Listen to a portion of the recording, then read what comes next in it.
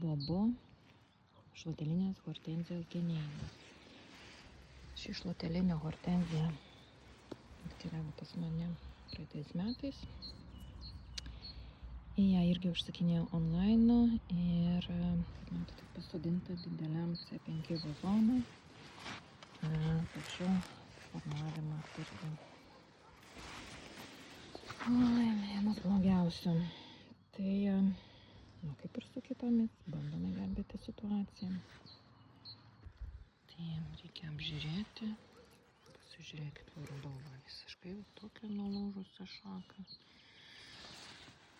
Oi, kiek samanų daug. Niek tai turėtų būti didelis stiprus krūmas, tačiau toks neatrodo. Tai reikia formuoti jam stiprų gražų karkasą. Tai aišku, kad šita šaka man nieko neduos, tai reikia maksimaliai, kaip jinai čia. Čia jau tai būtų. Vienėta. Taip, kas čia dar?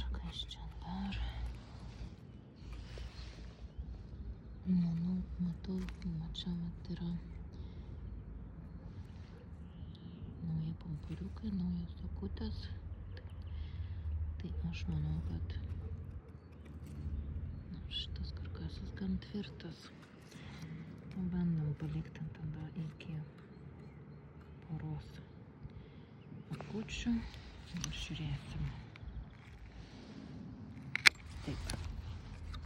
Tai vat pirma pora akučių ir vat bus antra pora. Matot, išleis 3 stiebus čia ir 3 čia. Gal ir bus per daug, bet normuosim. Žiūrėsim, kaip vystysis. Taip, žiūrim toliau. Dabar, ką mes čia turime? Čia turime vieną tokią šaką. Ir kažkaip keistai iš jos. Tai mat tokios plonos šakelės išsivystė. Labai keistai.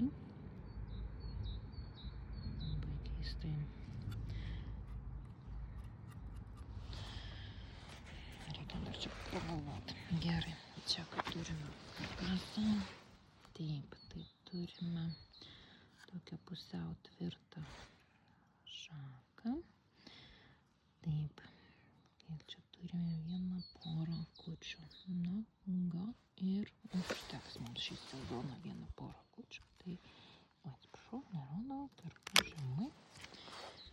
Taip, nes Bobo, matau, išleidžia, iš viso turi 3 akutes, tai vadinasi bus 3 stiebai. Taip, kėlam į viršų. Taip. Čia slepiasi mūsų. Kaip čia baisiai viskas atrodo. Kažkoks jau senas čia krūmas. Suprantu. Čia buvo kažkoks motininis ir jisai visą laiką va taip va buvo iš jo įmami tie augliukai sodinimui, dauginimui. Na, tikrai labai keistas, labai blogai suformuotas ir man tiesiog trūksta žodžių. Na, bet šitas karkasas jau tvirtas, na, čia nieko nėra. Taip, kur tos akutės, va čia atliktai.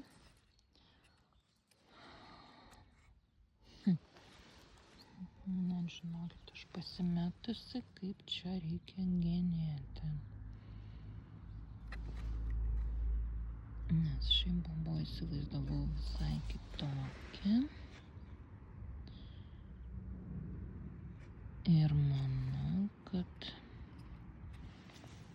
taip, čia liktai akutė, tai čia bandom taip padaryti. Čia liktai akutė. Dabar čia. Na, žinot, tikrai labai keista situacija. Nes akučių taip nesimato intensyviai.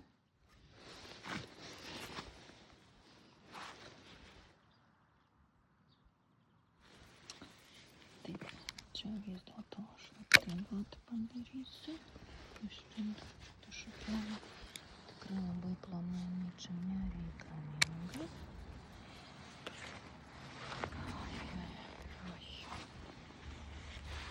Taip.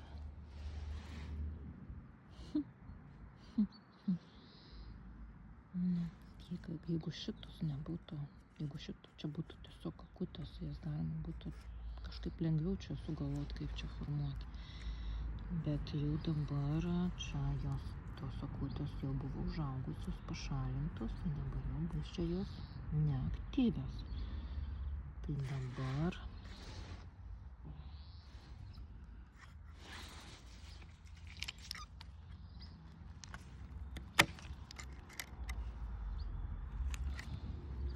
štai tai tikrai mums nieko neduos.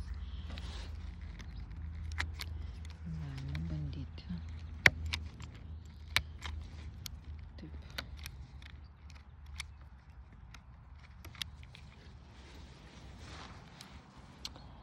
Kaip čia galima bandyti padaryti?